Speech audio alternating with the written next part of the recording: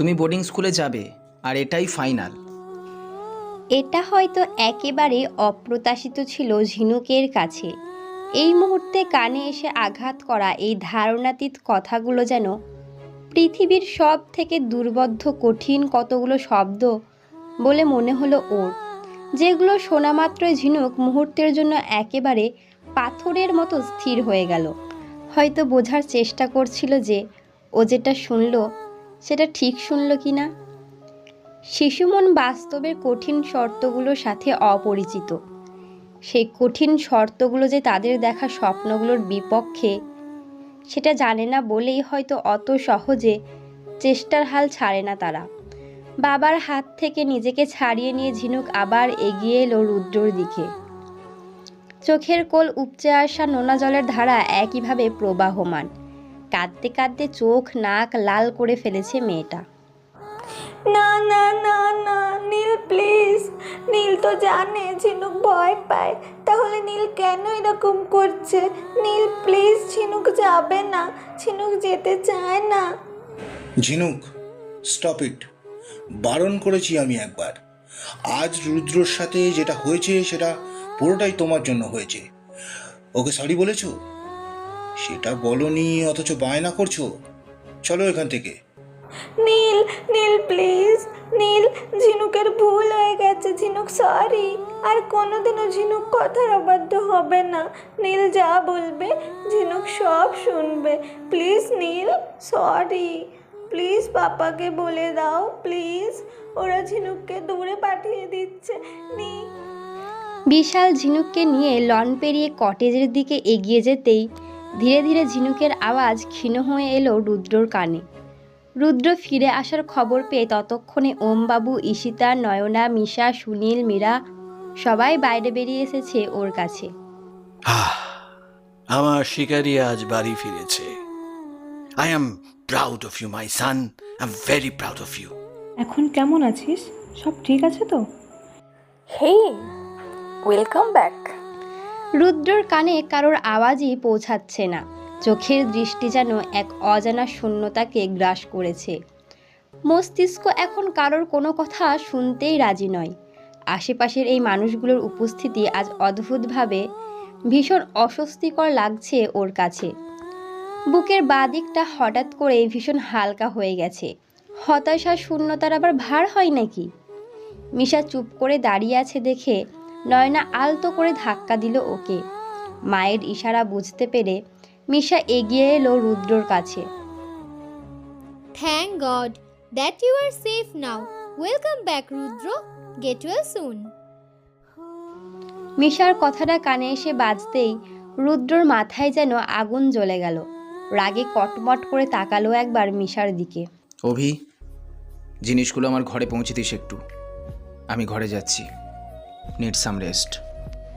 কারোর কথার কোনো উত্তর না দিয়ে রুদ্র গটগট করে হেঁটে চলে গেল নিজের ঘরের দিকে। ঘরবন্দি ঝিনুকের পায়ের তলার অবশিষ্ট মাটিটাকেও যেন কেউ কেড়ে নিয়েছে। দরজায় ক্রমাগত করঘাতে ক্লান্ত মেয়েটা মেঝেতে শুয়েই কখন যে ঘুমিয়ে পড়েছে তার খেয়াল নেই। রাত ভীষণ গভীর। চারিদিকের নিস্তব্ধতা যেন ধারালো সূচের মতো বিঁধছে রুদ্রর খোলা শরীরের উপর। দূর পাহাড়ের বরফাবৃত চূড়া থেকে ছুটে আসা ঠান্ডা হাওয়াটাও বুকের ভিতরের এই শূন্যতাকে ছুঁয়ে দিতে অক্ষম আজ। খালি গায়ে খোলা ব্যালকনিতে দাঁড়িয়ে অপলক দৃষ্টিতে তাকিয়ে আছে ও ঝিনুকের ঘরের দিকে। ওর ঘর থেকে ঝিনুকের কটেজটা একদম পরিষ্কার দেখা যায়। একে একে সদ্য কাটানো অতীতের স্মৃতিগুলো তোলপাড় করছে ওর মস্তিষ্ক। মনের সাথে এক কঠিন দ্বন্দ্বে লিপ্ত সে এই মুহূর্তে। ওমবাবুর দেওয়া শিক্ষাগুলোর বাস্তবিকতা আজ রন্ধে রন্ধে অনুভব করছে রুদ্র। ওমবাবু বারবার বলেছিলেন, পৃথিবীর সব থেকে কঠিনতম লড়াই হলো নিজের সাথে লড়াই করা। বাহিক্য লড়াই তো জেতা অনেক সহজ, কিন্তু মন মস্তিষ্কের দ্বন্দ্বে মানুষ ভিতর থেকে শেষ হতে থাকে। সিদ্ধান্ত নেওয়া কঠিন হয়ে যায়। নিজেকে কঠিন অনুশীলনে গড়েছে রুদ্র। মৃত্যু এত সহজে কিভাবে ছুঁয়ে গেল ওকে? এতটা দুর্বল কিভাবে হলো ও? দুর্বলতাকে ঘৃণা করে, শুধু ঘৃণা। ভাগীরথীর পরিষ্কার সবুজ জলে এসে পড়া সদ্য যৌবনপ্রাপ্ত রবির উজ্জ্বল আলো হীরের টুকরোর মতো চকচক করছে। সেদিকে এক দৃষ্টিতে তাকিয়ে হাতে একটা ভাঙা গাছের ছোট ডাল ধরে রেখে চুপ করে বসে আছে ঝিনুক। দুট, আমি তো বুঝতেই পারছি না তুই হাসপাতাল থেকে ফিরলি নাকি কোনো মেকওভার সেন্টার থেকে। Look at you, 8 packs biceps. উফ, আরে বিয়ার্ড ম্যানের লুকটা মারাত্মক ভাই, মারাত্মক। আর চুলগুলো?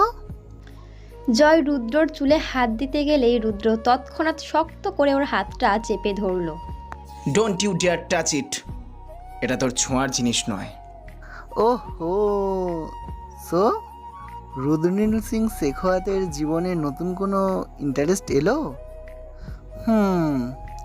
গ্রেট ভাই, তবে এই ড্রেসিং লুক আর এই সেক্সি ফিগারটাকে একটু কাজেও লাগা। কেন ওকে বিরক্ত করছিস তোরা? ছাড় না। এই কেন ছাড়বো? তুই নিজে ভেজিটেরিয়ান তো থাক না, কে বারণ করেছে? ওকেও কেন নিজের দিকে টানছিস? মানে এই এত সুন্দর ফিগারে যদি পাপ কাজটাই না করলি তাহলে তো এই শরীরটা বানানোই বৃথা। কি বলতে চাইছিস সরাসরি বল, ঘুরিয়ে পেঁচিয়ে কথা আমার পছন্দ না, জানিস না? আর কত সোজাভাবে বলবো? আরে ও বলতে চাইছে যে এমন সেক্সি ফিগার যদি কোনো নারীর শরীর স্পর্শই না পেল তাহলে আর কি পেল? আফটার অল ওটার পরেই তো এটা পবিত্র হবে। জয়ের কথা শুনে রুদ্রর কপালের ভাঁজ আরও গভীর হলো। আমি সারাদিন অক্লান্ত পরিশ্রম করে এই শরীরটা এইসব টাইম পাস করার জন্য বানাইনি, তাই নেক্সট টাইম এগুলো আমাকে বলার আগে দুবার ভাববি। আরে তুই রাগ করছিস কেন? আচ্ছা বাবা, সরি, ফরগেট ইট। কাজের কথায় আসি, বার্থডে পার্টিটা তো। রুদ্রকে চলতে চলতে হঠাৎ থেমে যেতে দেখে জয় মুখের কথাটা শেষ করতে পারল না। ফিরে তাকালো রুদ্রর দিকে। রুদ্রর দৃষ্টি তখন সামনের দিকটায় চুপ করে বসে থাকা ঝিনুকের উপর স্থির। রুদ্রকে দেখতে পেয়ে ঝিনুক হাতের লাঠিটা ছুঁড়ে ফেলে দিয়ে দৌড়ে এলো ওর কাছে। নীল, নীল ঝিনুকের ওপর রাগ করেছে তাই না? ঝিনুকের খুব ভুল হয়ে গেছে। সেদিন ঝিনুকের নীলের কথা শোনা উচিত ছিল। ঝিনুক সেদিন ঘর থেকে না বেরোলে ওই পচা আঙ্কেলটা ঝিনুককে ধরতে পারতো না। এমন ভুল আর কোনোদিনও হবে না নীল। ঝিনুক বোর্ডিং স্কুলে যাবে না। প্লিজ নীল, নীল ঝিনুককে পানিশমেন্ট দিক। ঝিনুক একটুও কাঁদবে না। ঝিনুক নীলের সাথে থাকতে চায়, নীলের কাছে থাকতে চায়। নীল খুব ভালো বন্ধু ঝিনুকের। ঝিনুকের তো আর কোনো বন্ধু নেই নীল। প্লিজ নীল, পাপাকে একবার বলো না প্লিজ। ঝিনুকের কান্নার মাত্রা বাড়তে লাগলো, তার সাথে পাল্লা দিয়ে বাড়লো হেঁচকির পরিমাণও। সব সময় কান্না করলেই তোমার সব জেদ পূরণ করা হবে না ঝিনুক, তোমাকে বোর্ডিং যেতেই হবে, এটাই ফাইনাল। এর বাইরে আমি আর একটা কথাও শুনতে চাই না। রুদ্রর গম্ভীর আওয়াজে মৃদু কেঁপে উঠল ঝিনুক। গত 2 মাসে যেই যত্ন, যে অ্যাটেনশন এই মানুষটার থেকে ঝিনুক পেয়েছে, ওই আওয়াজ হঠাৎই সেটার অনুপস্থিত অনুভব করতে পারছে ছোট্ট ঝিনুক নিজেও। রুদ্র আর কথা বাড়ালো না। ঝিনুকের পাশ কাটিয়ে চলে যেতে গেলেই ঝিনুক ওর হাতটা টেনে ধরলো শক্ত করে। কিন্তু নীল তো প্রমিস করেছিল ঝিনুককে যে ও ঝিনুকের সাথে সব সময় থাকবে। রুদ্র ওর হাতটা ঝেড়ে সরিয়ে দিয়ে গর্জে উঠল ওর উপর। শাট আপ ঝিনুক, একটা কথা একেবারে কেন কানে ঢুকে না তোমার? সমস্যাটা কোথায়? এত জেদ সবসময় ভালো লাগে না, কান খুলে শুনে নাও। আমি শেষবারের মতো বলছি, ইউ হ্যাভ টের গো। একটা ভারী কিছু যেন গলার কাছটায় উঠে আসলো ঝিনুকের। চোখের সামনেটা আবার নতুন করে ঝাপসা হচ্ছে কাচের মতো পরিষ্কার জলের আস্তরণে। ভিতর চুইয়ে বেরিয়ে আসা নোনা জলের প্রতিটা বিন্দু একটু একটু করে নিষ্পাপ মনের পবিত্রতা, সরলতাকে ধুয়ে মুছে দিচ্ছে। বাস্তবিকতার চরম আঘাতে কাচের তৈরি স্বচ্ছ সরল স্বপ্নগুলো একটু একটু করে ভেঙে চুরমার হয়ে যাচ্ছে ওই দুচোখের পাতার ভিতর। বাস্তবের বিধ্বংসী স্রোতের অবিরাম ধাক্কায় ঝিনুকের পুরো পৃথিবীটাই যেন বালির প্রাসাদের মতো ভেঙে গুড়িয়ে গেল। জীবনে জটিলতার রুক্ষ স্পর্শ থেকে অক্ষত নিষ্পাপ হৃদয়টা যেন এক লাহমায় জীবনের উত্থান পতনের মতো কঠিন অনুভূতিতে জর্জরিত। নীল ফিরে এসে ঠিক ওর পাপাকে বলবে যাতে ওকে বোর্ডিং স্কুলে না পাঠায়। এই একটা সামান্য প্রত্যাশা বুকে নিয়ে মনের ঘরে আসার যে ছোট্ট প্রদীপটা জ্বেলেছিল ঝিনুক, সেই প্রদীপের তলায় মিশকালো ঘন অন্ধকারটা যেন একটু একটু করে পরিসর বিস্তার করে ওর আশা আকাঙ্ক্ষার স্বপ্নগুলোকে সমাধিস্থ করে নিচ্ছে নিজের মধ্যে। জীবনের সরলতার উজ্জ্বল নক্ষত্রটা যেন হঠাৎ করে খসে পড়ল নিচে। নীলের প্রতিশ্রুতি ভঙ্গের অনুভূতিগুলো ধারালো ব্লেডের ন্যায় আঘাত হানছিল ঝিনুকের মনে। একটা শিশু মন যখন আশাহত হয়, তার ছোট ছোট আবদারগুলো যখন অবহেলায় ধুলোয় মিশে যায়, তার সহজ স্বপ্নগুলো যখন নিষ্ঠুর আঘাতে ভেঙে গুড়িয়ে যায়, তখন সে নিজের নিষ্পাপ মনের পবিত্রতাকে হারিয়ে ফেলতে শুরু করে। বিশ্বাস অবিশ্বাসের দোরগোড়ায় দাঁড়িয়ে হঠাৎ করেই যেন অনুভূতিগুলো পরিণত হতে শুরু করে। রুদ্রর প্রতিটা প্রতিক্রিয়া ঝিনুককে একটু একটু করে বাস্তবিকতার ভয়ঙ্কর রূপের দিকে ঠেলে দিচ্ছিল। মাথা নিচু করে মানসিকতায় হওয়া এই হঠাৎ পরিবর্তনকে বোঝার এবং গ্রহণ করার একটা তীব্র প্রচেষ্টা চালাচ্ছিল ঝিনুক নিজের মধ্যে। রুদ্র যতটা সম্ভব উপেক্ষা করার চেষ্টা করছিল ঝিনুককে, কারণ ওই নিষ্পাপ মুখটায় ক্রমাগত ঘটে চলা অভিব্যক্তির পরিবর্তনগুলো একটু একটু করে ওর আত্মবিশ্বাসকে নিংড়ে বার করে নিচ্ছিল ভিতর থেকে। ঝিনুকের দিকে দ্বিতীয়বার না তাকিয়ে সামনের দিকে এগিয়ে যেতে গেলেই পিছন থেকে ক্ষীণ কাপা শব্দে ভেসে আসা কথাগুলো ধারালো ছুরির ন্যায় আঘাত হলো রুদ্রর মনে। ইসিমা বলে, don't make promise that you can't keep. নীল ঝিনুকের একটাই বন্ধু ছিল। নীল মিথ্যে মিথ্যে বন্ধু বানালেও ঝিনুক সত্য বন্ধু বানিয়েছিল। আজকের পর ঝিনুক আর কোনোদিনও নীলের সাথে কথা বলবে না। ঝিনুক এই বন্ধুত্ব এখানেই শেষ করলো। ঝিনুক হেটস ইউ, হেটস ইউ। রুদ্র। মুহূর্তে স্তব্ধ হলো রুদ্রর হৃদস্পন্দন, স্তব্ধ হলো বইতে থাকা নদীর গতি, বাতাসের বেগ, পাখির ডানা ঝটপটানি, পৃথিবীর ঘূর্ণন, সূর্যের তেজ। স্তব্ধ হলো প্রাণের শেষ স্পন্দনটুকু, স্তব্ধ হলো সময়। বুকের বাদিকটা হঠাৎ চিনচিন করে উঠল রুদ্রর। নিঃশ্বাসটা আটকে গেছে গলার কাছটায়। একটা তীব্র জ্বালা ভাব যেন ছড়িয়ে পড়েছে শিরায় শিরায়। দুটো অক্ষরের খুব পরিচিত একটা শব্দ, কিন্তু আজ তার তীব্রতা এত বেশি কেন লাগছে জানে না রুদ্র। শব্দটা ধারালো ছুরির মতো ফালা করে দিল ওর ভিতরটাকে। ঝিনুকের মুখ থেকে এই প্রথমবারের জন্য উচ্চারিত নামটা যেন রুদ্রর হৃৎপিণ্ডে উপস্থিত সমস্ত অক্সিজেনকে বাইরে বার করে আনলো। তৈরি হলো একরাশ শূন্যতা। এই শূন্যতা যে সীমাহীন, অন্তহীন। এই শূন্যতা কখনো পূরণ হওয়ার নয়। রুদ্রর হাতের মুঠো শক্ত হয়ে এলো। দাঁতের চাপে গালের পেশিগুলো টান টান হয়ে উঠছে ধীরে ধীরে। তুই শোধরানোর মেয়েই না, তাই না? কতবার বলা হয়েছে তোকে রুদ্রর কাছ থেকে দূরে থাকতে। সবটা শেষ করা না পর্যন্ত শান্তি নেই তোর। ওয়েট, আমি পাপাকে আজই বলে তোর বোর্ডিং যাওয়ার ব্যবস্থা করছি। কাল পর্যন্ত অপেক্ষা করলে তুই আবার কোনো গন্ডগোল ঠিক পাকাবি, বাজে মেয়ে একটা। মিশার কথাগুলো ঝিনুকের অভিমানী মনকে আরো বেশি করে আঘাত করলো। ঝিনুক বাজে না, মিশু দিদি বাজে, সবার মতো। কথাটা বলেই ঝিনুক ছোট্ট ছোট্ট হাতে গায়ের সব জোর একত্রিত করে মিশাকে সামনের দিকে ঠেলে দিল।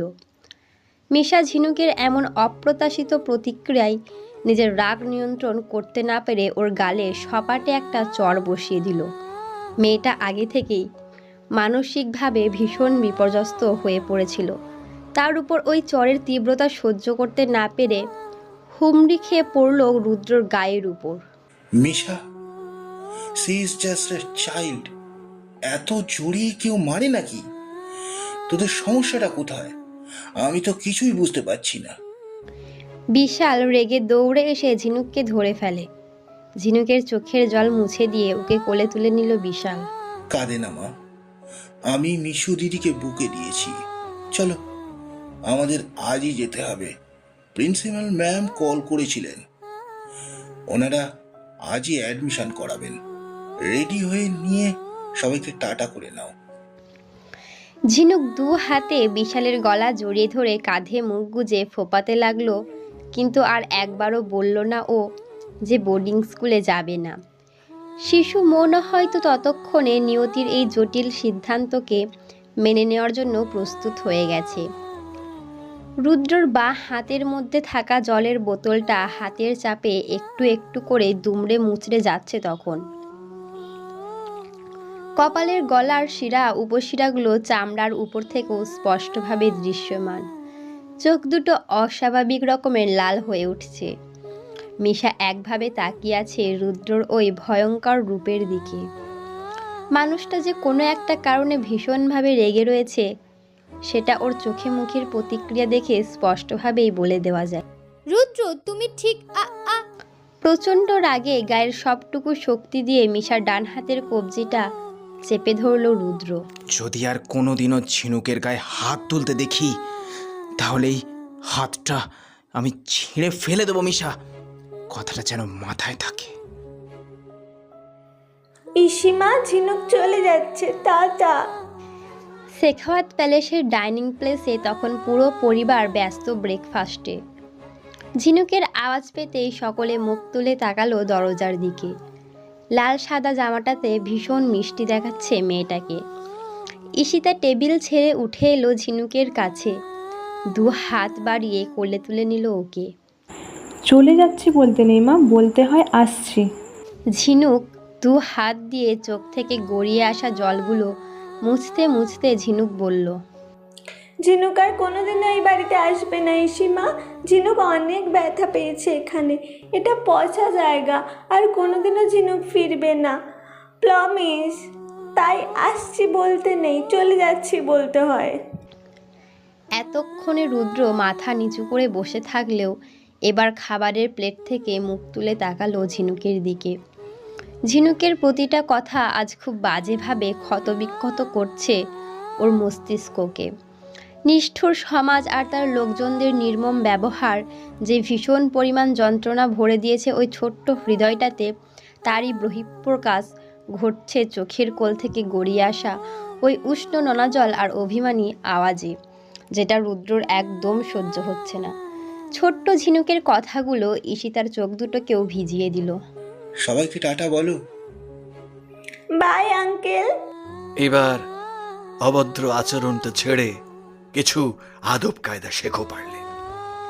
একটা মানুষ সবসময় কি করে এমন নিষ্ঠুর ব্যবহার করতে পারে তা ওপরওয়ালাই জানেন, কিন্তু প্রতিবার এই শব্দগুলো নতুন করে ক্ষতবিক্ষত করে ঝিনুকের মনটাকে।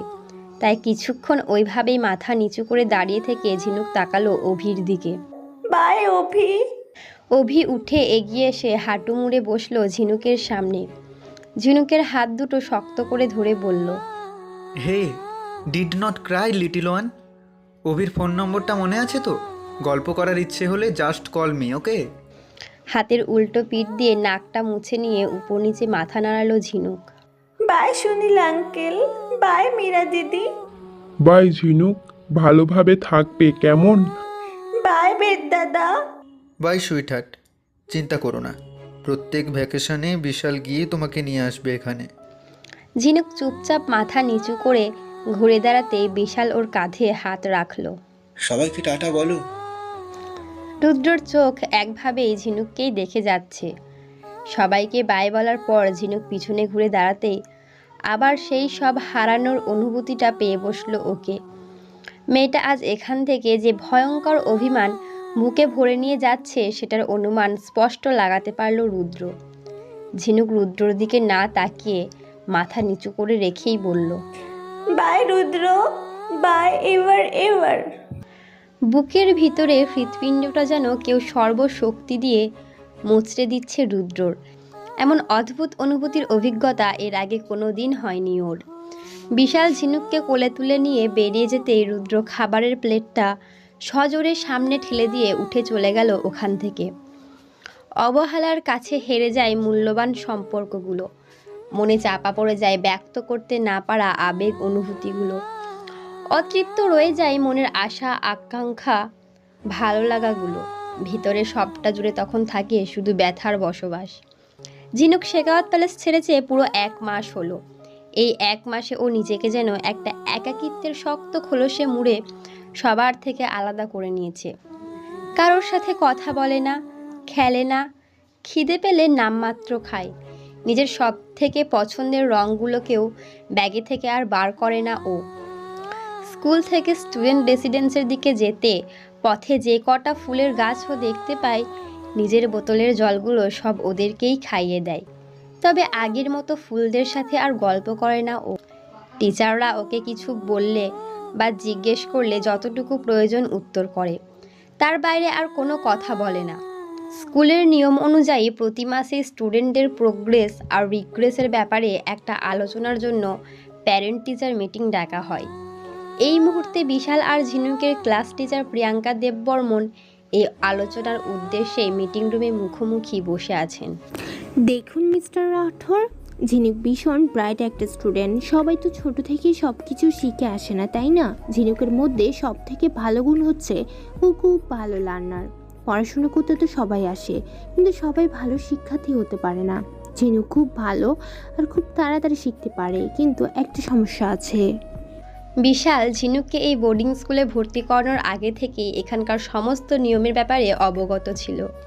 ও জানতো প্রতি মাসে ওকে একবার করে এই মিটিংয়ে আসতে হবে, কিন্তু তখন এত কিছু ভাবার থেকেও ঝিনুককে কোনোভাবে বোর্ডিংয়ে পাঠানোটা বেশি ইম্পর্টেন্ট ছিল।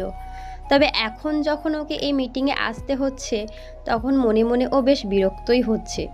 ওর সময় অনেক মূল্যবান, সেটাকে এভাবে নষ্ট করার কি কোনো মানে আছে? বুঝে পায় না বিশাল। মনের বিরক্তি মনে চেপে রেখে ও এক প্রকার বাধ্য হয়ে প্রিয়াঙ্কার কথাগুলো শুনছিল।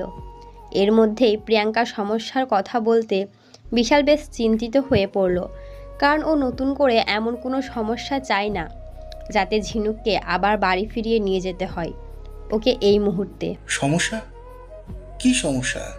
সেটা তো আমরাও বোঝার চেষ্টা করছি মিস্টার রাঠোর। আচ্ছা, ও কি ছোট থেকে এমন চুপচাপ? কি চুপচাপ? আর ঝিনুক? হ্যাঁ, ঝিনুক ক্লাসের ভিতর ক্লাসের বাইরে সব সময় অদ্ভুত রকমের চুপচাপ থাকে মেয়েটা। কারোর সাথে খেলে না, দূরে বসে এক দৃষ্টিতে তাকিয়ে থাকে সবার দিকে, যেন সবসময় কিছু একটা ভেবে চলেছে মনের মধ্যে। প্রয়োজনের বাইরে কোনো কথা বলে না, কিছু জিজ্ঞেস করলে তবে উত্তর পাওয়া যায়। কোনো অ্যাক্টিভিটিতে কোনো রকম পার্টিসিপেশন নেই। এরকম একটা ব্রাইট স্টুডেন্টের এই রকম হওয়াটা ভীষণ অস্বাভাবিক লাগছে আমাদের কাছে। আচ্ছা, ওর কি কোনো পাস্ট স্টোরি আছে? মানে আমি জিজ্ঞেস করতে চাইছি, ও কি শুরু থেকে এরকম ছিল নাকি কোনো বিশেষ কারণে? প্রিয়াঙ্কার কথা শুনে বিশাল নিজের সময়ের চিন্তা ভুলে অবাক হয়ে তাকিয়ে রইল ওর দিকে, কারণ প্রিয়াঙ্কা এই মুহূর্তে যে ঝিনুকের কথা বলছে তাকে বিশাল চেনেই না। দেখুন, এই সময় তো কিছু নেই, তবে বিশাল চাইছিল প্রিয়াঙ্কাকে সবটা খুলে বলতে, যাতে ওরা সঠিকভাবে কাউন্সেলিং করে মেয়েটাকে সুস্থ পথে চালনা করতে পারে। কিন্তু কি বলবে? ও যেটাই বলবে তাতে দোষী ও নিজেই হবে। তাই বলতে গিয়েও থেমে গেল বিশাল। আমি কি একবার ওর সাথে দেখা করতে পারি? হ্যাঁ, নিশ্চয়ই পারেন। দেখুন, আমাদের সেশন তো এখনও শুরু হয়নি। নতুন ভর্তি হওয়া স্টুডেন্টদের আমরা প্রথম 1 মাস কাউন্সেলিং করি বলে ওদের অ্যাডমিশন 1 মাস আগেই হয়েছে। কাল থেকে নতুন সেশন শুরু হবে। যারা আগে থেকে এখানে পড়ছে তারা অলরেডি আসতে শুরু করে দিয়েছে।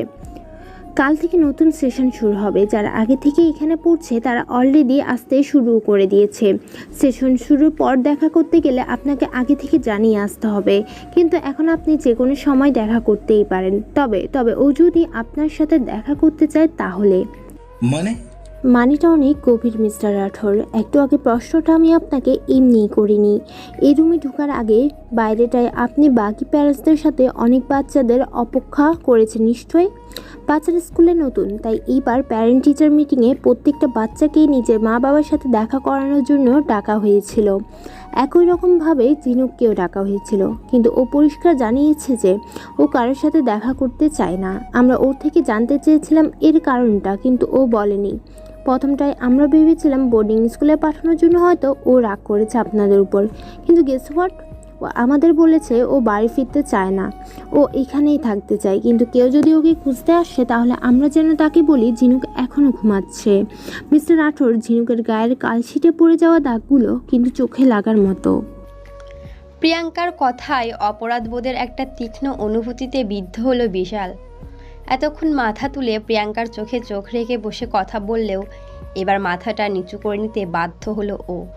সত্যিই তো অনেক বেশি অন্যায় করা হয়েছে ঝিনুকের সাথে, আর সেটা অস্বীকার করার তো কোনো জায়গাই নেই। সামনে বসে থাকা প্রিয়াঙ্কার অভিজ্ঞ দৃষ্টি, বিশালের মধ্যে উপস্থিতি সেই অপরাধবোধকে পরিষ্কার দেখতে পাচ্ছিল। তবে যাই হোক, এখন ঝিনুক আমাদের রেসপন্সিবিলিটি। যতদিন ও এখানে থাকবে ততদিন ওর সমস্ত দায়িত্ব আমাদের। আমরা চেষ্টা করব ওর মন থেকে সমস্ত খারাপ স্মৃতিগুলো মুছে দেওয়ার। এখানে আসার আগে ওর সাথে যা হয়েছে সেটার বিষয় আমাদের আর কিছুর করার নেই। তবে এখন থেকে আমি আপনাকে কথা দিচ্ছি যে ও ওর জীবনে যেমনটা চাইবে তেমনটাই হবে। অফকোর্স সেটা ভালো মন্দ বিচার করার পরেই হবে। তাই বলছি মিস্টার রাঠোর, আপনি ঝিনুকের সাথে শুধু তখনই দেখা করতে পারবেন যখন ও চাইবে, তার আগে নয়। চমকে উঠে তাকালো বিশাল প্রিয়াঙ্কার দিকে। 1 মাস আগে পর্যন্ত মেয়েটার জীবনের সব সিদ্ধান্ত ও নিজে নিয়েছে, আর আজ 1 মাস পর অবহেলায় মেয়েটা সত্যিই পর হয়ে গেল।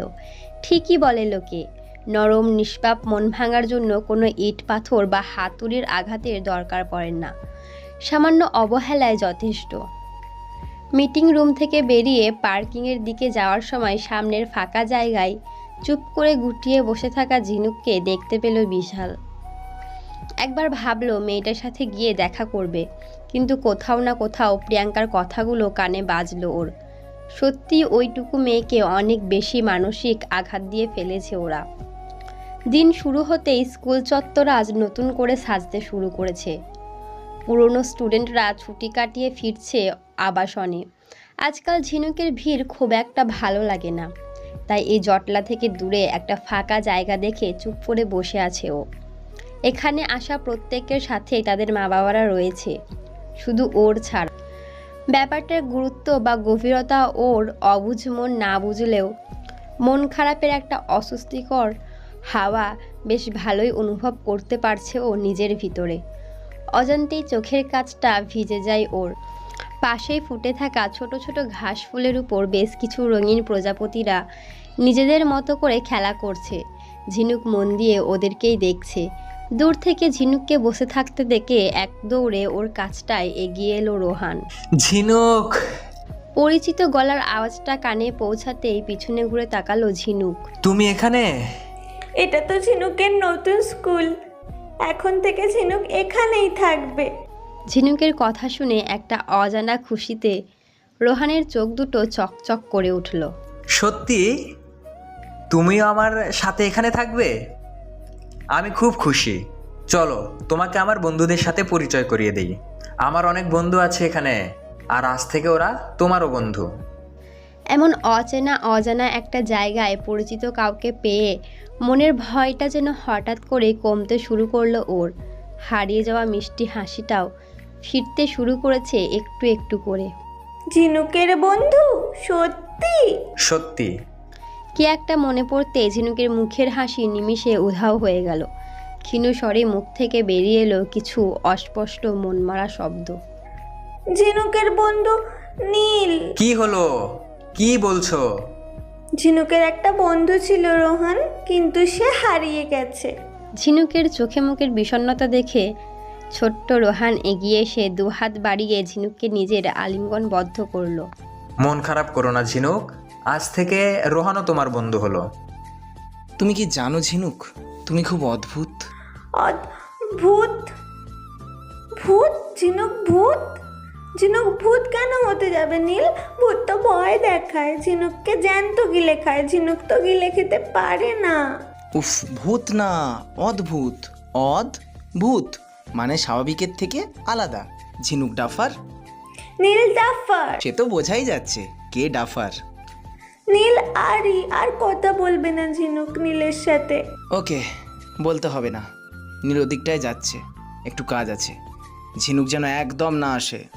নীল দাঁড়াও, ঝিনুকও যাবে। নীল, ঝিনুক অদ্ভুত বলেই কি মাম্মা এত মারে ঝিনুককে? মিও দিদিও সবসময় ঝিনুককে নিয়ে মজা করে। এদিকে আমার কাছে এসো, বলেছি না ঝিনুককে আর কষ্ট পেতে দেবে না। প্রমিস নীল? প্রমিস। নীল, তাহলে আজ থেকে ঝিনুকের বেস্ট ফ্রেন্ড? না, শুধু বেস্ট ফ্রেন্ড নয়, একমাত্র ফ্রেন্ড। ঝিনুকের জীবনে ফ্রেন্ড হিসাবে শুধু নীল থাকবে, আর কেউ না। মনে থাকবে? মনে থাকবে। একটা খুব জোর ঝাঁকুনিতে ঘুমটা হঠাৎ করে ভেঙে গেল ঝিনুকের। ধরফর করে উঠে বসলো ও বিছানার উপর। নরম মোটা ব্ল্যাঙ্কেটের নিচে ঘামে একেবারে ভিজে গেছে নাইট স্যুটটা। বালিশের পাশে রাখা মোবাইলটা জেলে সময়টা দেখে নিল একবার। রাত 3:17। ডিসেম্বর মাসের পাহাড়ি ঠান্ডা। বাইরের তাপমাত্রা 2 কি 3 হবে। এই মরশুমের শীতলতম দিনগুলির মধ্যে আজকেরটা একটা। সামনেই ফায়ারপ্লেসের আগুনটা প্রায় নিভু নিভু। ছড়িয়ে ছিটিয়ে পড়ে থাকা ছোট্ট কাঠের টুকরোগুলো ধিক ধিক করে জ্বলছে তখনও। বাইরের ক্রমহ্রাসমান তাপমাত্রার কাছে এই সামান্য আগুনের তাপ যেন কিছুই না। বিছানার পাশেই টেবিলের উপর রাখা জলের গ্লাসটা তুলে নিয়ে এক নিঃশ্বাসে পুরোটা গলায় ঢেলে নিল ঝিনুক। কপালে জমা বিন্দু বিন্দু ঘামগুলো হাতের উল্টো পিঠ দিয়ে মুছে নিয়ে বিছানায় হেলান দিয়ে বসল ও। আবহাওয়ার পরিবর্তনে প্রতিবারের মতো এবারও ভীষণ সর্দি কাশিতে ভুগছে ও বিগত কদিন ধরে। তাই জ্বরে সকাল থেকে গাটা বেশ গরম ছিল। এত শরীর খারাপের মধ্যেও মাথার কাছের জানালাটা খোলাই রয়েছে ঝিনুকের। বাইরে হাড় কাঁপানো ঠান্ডা হাওয়া হু হু করে ঢুকে পড়ছে ঘরের ভিতরে। যদিও বছরের 365 দিন ওই জানালাটা খোলাই থাকে। ঝড় বৃষ্টি তুফান তুষারপাত কারোর সাধ্য নেই যে ঝিনুকের বিরুদ্ধে গিয়ে ওই জানালা বন্ধ করে। খুশি আর মায়েরা তো নিজেদের বেডই অন্যদিকে শিফট করিয়ে নিয়েছে। যদিও ওদের কোনো সমস্যা নেই এতে। যেদিন থেকে রোহান ওদের ঝিনুকের সাথে পরিচয় করিয়ে দিয়েছিল সেদিন থেকেই ওরা জানে ঝিনুক অন্ধকারকে ভয় পায়। বোর্ডিং স্কুলে থাকাকালীনও এটাই করতো ও। আর আজ মেডিকেল কলেজে এসেও একই অবস্থা। অভ্যস্ত হয়ে গেছে ওরা ওর সাথে সেই ছোট থেকেই। কলেজ ক্যাম্পাসে ধোঁয়াটে হলদে আলোগুলো ঘন কুয়াশার চাদর ভেদ করে গরাদবিহীন জানালা দিয়ে অবাধে ভিতরে প্রবেশ করে অন্ধকারের একছত্র অধিপত্যের বিরুদ্ধে যুদ্ধ ঘোষণা করে রোজ। গায়ের ব্ল্যাঙ্কেটটা টেনে নিয়ে চোখ বন্ধ করে বসল ঝিনুক। অনিয়ন্ত্রিত শ্বাস প্রশ্বাসকে নিয়ন্ত্রণে আনার একটা বৃথা চেষ্টা চালাচ্ছে মাত্র। এরকম স্বপ্ন দেখে ঝাঁকুনি দিয়ে ঘুম ভেঙে যাওয়ার ব্যাপারটা আজ নতুন কিছু নয় ওর জন্য। শেখাওয়াত প্যালেস ছেড়ে আসার পর থেকে প্রায় রাতেই এই পুরনো স্মৃতিগুলো ওকে দুঃস্বপ্নের মতো তাড়িয়ে বেড়ায় এভাবেই। কখন যে জীবনের সবথেকে সুন্দর মুহূর্তগুলো কখনো পরিস্থিতির জটিলতায় আবার কখনো প্রিয় মানুষটার অবহেলায় বিষাক্ত স্মৃতিতে পরিণত হয় তা কেউ বলতে পারে না। শুধু এমনই সর্ব একাকিত্বের রাতগুলোতে বিষাক্ত সেই স্মৃতিরা একটা শ্বাসরুদ্ধ করা অনুভূতি ছেড়ে যায় হৃদয়ে। একটা দীর্ঘশ্বাস বেরিয়ে আসে ঝিনুকের ভিতর থেকে।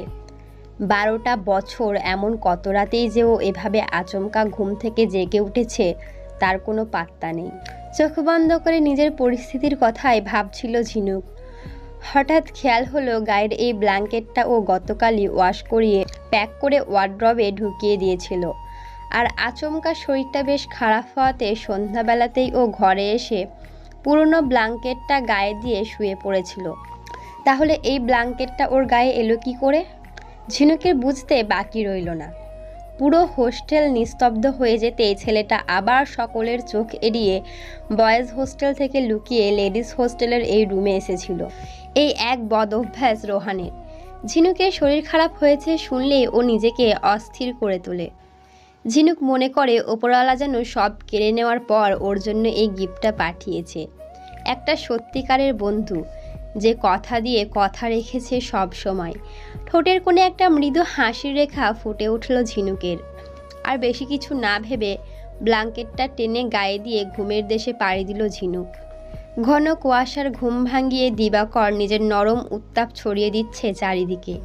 সেই নরম ছোঁয়ার উষ্ণতা এসে পৌঁছাচ্ছে ঝিনুকের গালেও। কিন্তু ওর তাতে কি? ঘুমের সাথে কোনো কম্প্রোমাইজ নেই ওর জীবনে। এই ওঠ না রে। উফ, এই মেয়েকে ঘুম থেকে তোলা আর বিশ্বযুদ্ধে জয়লাভ করা একই ব্যাপার। ঝিনুক ওঠ। ছেড়ে দে, ও উঠবে না, ওরা চিন্তা কিসের? চিন্তা তো আমাদের হওয়ার কথা। আচ্ছা, আমরা সারা বছর পড়াশোনা করি, আবার কষ্ট করে পরীক্ষাটাও দিই, এটাই কি যথেষ্ট নয়? আবার এই রেজাল্টের কি দরকার বলতো? না না, কোনো দরকার নেই। এই যেমন তুই সারা বছর নেট রিসার্চ করিস, তাতে কষ্ট করে নতুন নতুন খাবারের রেসিপি দেখিস, এটাই কি যথেষ্ট নয় কি? আবার খাওয়ার কি দরকার? এই রোহান, একদম আমার খাওয়ার দিকে নজর দিবি না। এমনি তো এই সেমিস্টারের চক্করে আমার খাওয়া দাওয়া মাথায় উঠেছে। কতদিন হয়ে গেল একটু শান্তি করে কবজি টুপিয়ে খাওয়াটাই হয়নি, তার উপরে আজকের রেজাল্ট। আজকের পর বাবা পার্মানেন্টলি না খাওয়া দাওয়াটা বন্ধ করে দেয়। এই রেজাল্ট দিয়েছে এখনো? না, নোটিশ বোর্ডের সামনে থেকেই তো এলাম, এখনো কিছুই দেয়নি। তোরা রেডি তো? আজ কিন্তু প্রিয়াঙ্কা ম্যামের জন্মদিন, মনে আছে তো? একবার স্কুলের দিকটায় যাব ভাবছি। আমরা তো রেডি, কিন্তু ওই যে কুম্ভকর্ণের ঘুম ভাঙলে তবে না। এইভাবে বলিস না, ওর শরীরটাও তো ভালো নেই। দাঁড়া, আমি ডাকছি। তোরা এত ভোরে আস্তে আস্তে কথা বলছিস যে? পুরো কলেজ এতক্ষণে উঠে পড়েছে, দেখ গিয়ে। উফ, শান্তি নেই জীবনে। ব্ল্যাঙ্কেট ভিতর থেকে ঘুমো ঘুমো আওয়াজে ঝিনুকের কথাগুলো শুনে বাকিরা একে অপরের মুখের দিকে তাকিয়ে রইল। জেগে যখন আছিস তাহলে উঠছিস না কেন? শরীর বেশি খারাপ লাগছে? ডাক্তারের কাছে যাবি? কালকেই বলেছিলাম আমি, গেলি না তুই। ধুর। গায়ের ব্ল্যাঙ্কেটটা এক ঝটকায় সরিয়ে দিয়ে বিছানায় তরাক করে উঠে বসলো ঝিনুক। তার আগে বল, কাল রাতে তুই আবার এই রুমে এসেছিলি? তোকে না বলেছি রাত 10টার পর লেডিস হোস্টেলে আর আসবি না, এটাই নিয়ম। আর নিয়ম সব সময় মেনে চলবি। আমি আবার কখন এলাম? এই রাগ তোর নাটক, প্রতিবারের এই এক ঘটনা তোর। জিজ্ঞেস করলেই এমন ভাব করিস যেন কিচ্ছু জানিস না। শিব শম্ভুর দিব্যি, আমি আসিনি। ভগবানের নাম নিয়ে মিথ্যা বলছিস? পাপ লাগবে, পাপ। মরার পর তোকে নরকে গিয়ে গরম তেলের কড়াইতে ভাজবে। এই, তুই নরকেও পাঠিয়ে দিলি? আরে আমি আসিনি, সত্যি। ঠিক আছে, তুই বললি আর আমি বিশ্বাস করে নিলাম। এবার যা এখান থেকে, আমাকে রেডি হতে দে। একটু তাড়াতাড়ি করিস, ক্যাম্পাসে ফ্রি মেডিকেল চেক আপ আছে আজ, আর সবাইকে উপস্থিত থাকা বাধ্যতামূলক। হ্যালো বন্ধুরা, পরবর্তী পার্ট খুব তাড়াতাড়ি আসবে, তো সবাই অপেক্ষায় থাকো। আর চ্যানেলটি যারা এখনো সাবস্ক্রাইব করোনি তারা পরবর্তী পার্ট দেখার জন্য চ্যানেলটি সাবস্ক্রাইব করে রেখো। ধন্যবাদ সবাইকে, আমাদের সাথেই থেকো।